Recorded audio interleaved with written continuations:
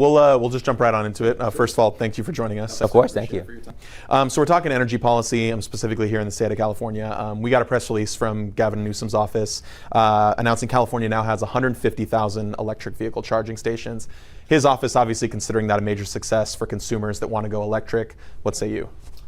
Well, I think it's a lot of rhetoric. I mean, when you look at reality, all these mandates, this push to a goal that's unrealistic is doing tremendous damage not only to our economy but for consumers. So the cost of electricity, the cost of energy is rising because we're forcing the utilities to purchase electricity at a higher price. You look at the charging stations, close to 20% of them don't work. There's a lot of frustration with that. When you look at the mandate when it comes to forcing trucks, rail, our ports to electrify, when the technology is not there to actually produce those engines, you're actually damaging the supply chain. And so that's the biggest fear, not only just in California, but for us nationally. There is tremendous concern that what California is doing is going to disrupt not only the economy in California, but across the country, because it's just going to spur more inflation. Well, are you able to at least give at least a little bit of credit that, you know, what the governor said that he wanted to do in trying to make the infrastructure better, they're at least accomplishing that? Well, as the vice chair of the budget committee, when I was in the assembly, you look at the amount of money, billions and billions of dollars for all of these items that aren't working. So what is the taxpayer getting for this at a time when they're getting, so what the result is inflation, higher costs, and more disruption.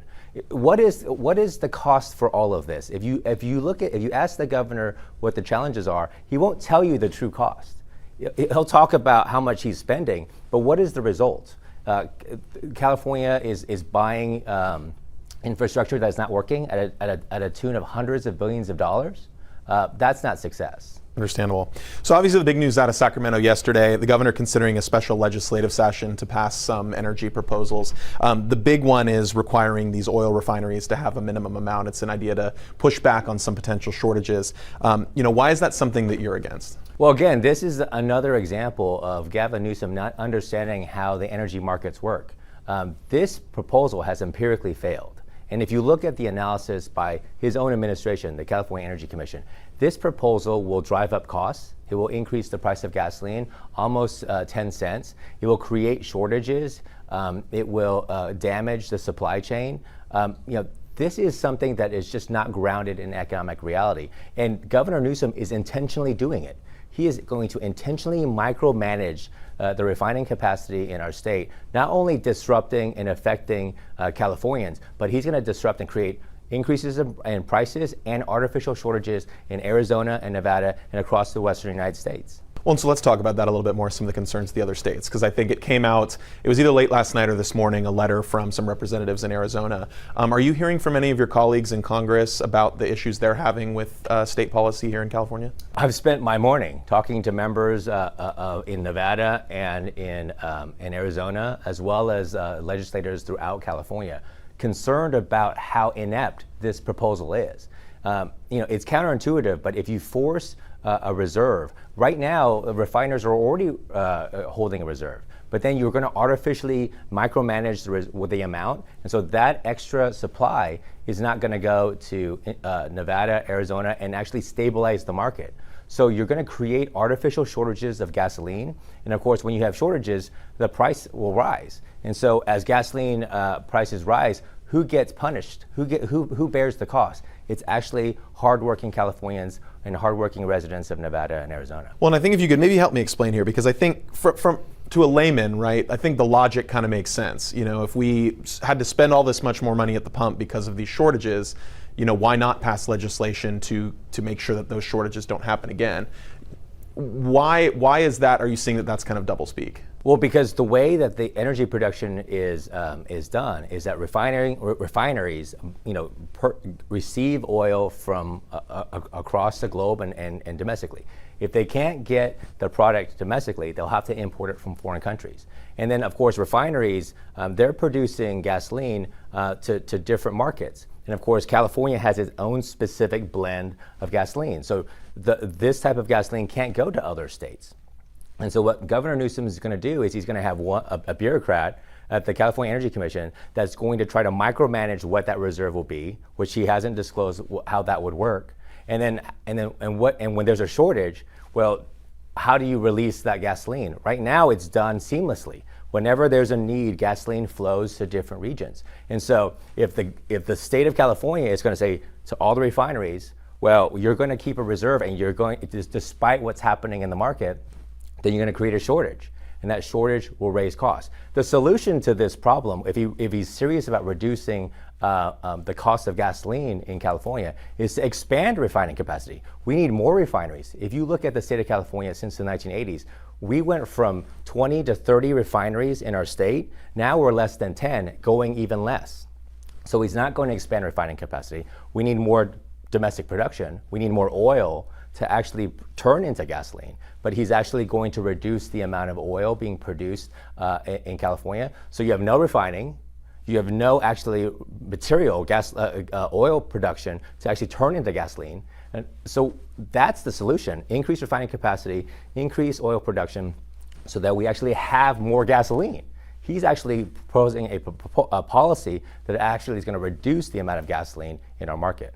And so we've seen some kind of complaints, or some criticisms rather, that the threat of this potential special session, because obviously the session ends on Saturday, that this has kind of been a common tactic of the governor and his team to kind of put these last-minute pressures on legislators to make these decisions. I think we saw Mike McGuire this morning say that they're going to try and pass this by Saturday. Do you feel like this kind of intentional pressure is an intentional strategy? Well, Governor Newsom is trying to bully the legislature. I mean, it's obvious. It's pretty transparent. The unfortunate part of it is that he's actually pushing. Not only is he trying to bully the legislature, which, you know, as someone who used to be in the assembly and now is in Congress, I mean, we're a co-equal branch. The governor should respect the institution that's elected directly by the people to voice the concerns of regions across California. But he's also making policy that's not grounded in economics. It's not grounded in economic reality. The criticism that's been made when you look at, you know, Kamala Harris's proposal about price controls and I mean, he's taking a playbook out of that. Sure. He's basically creating a structure that's going to have the government control refining capacity and try to micromanage prices in our state. I mean, that's economically failed empirically, and it's just not grounded in economics. Well, do you think that that's an intentional technique, that it seems like California may be adopting some strategies from the Harris campaign on these kind of price restrictions? Well, it's on both sides of the coin. I mean, my concern is that national policy right now is being modeled after bad California policies. Sure. And of course, if Kamala Harris is going to take any lessons from California, this is not the right lesson to learn. We need to allow the free market to work. We actually need to make policy grounded in economic reality. And so Governor Newsom is very good at making political headlines. I mean, he'll send out a press release about EV mandates, even though we don't have the capacity, our electricity grid is failing, and he says the end result is going to be a higher cost on everybody. He wants to do something on gas prices, even though his own policies are causing gas prices to rise. So he's trying to deflect the way from the consequences of his own policies. If he's serious about trying to fix these problems, he needs to look in the mirror. And so let's talk about some solutions. I know you kind of addressed some of them, but those are kind of, I think, our state level. Obviously, you're now at the federal level. What can be done at the federal level to kind of, I guess, maybe tamp down on some of these impacts that we're seeing here in California? Well, the state of California is asking for a lot of waivers from the federal government to do all of these damaging proposals. You know, first and foremost, the EPA and the federal government should not grant California the ability to do these policies. We need to allow for domestic production to be done. I am encouraging my colleagues in Sacramento, and including the governor, to undo the damage that's been done. So let's allow the market to work. Let's allow for more refining capacity. Let's allow for more infrastructure development. California is an energy island. So a lot of individuals and a lot of folks don't realize that if another state produces more gasoline, more oil production, more natural gas, right? Because of the lack of infrastructure, the lack of pipeline infrastructure, the higher cost of transportation, that energy doesn't come to California. It doesn't. So we either have to produce it our own, which we need to do, whether it's in the Central Valley, which I would argue we've got the largest energy reserves in the country, but it's the governor that isn't allowing us to actually reach our full potential. Let our community lead the way in actually being energy secure. Understandable.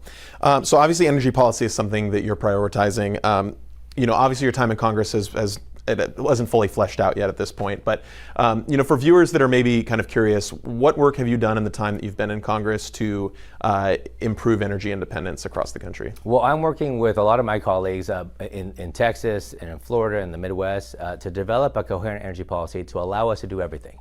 Look, we need all forms of energy.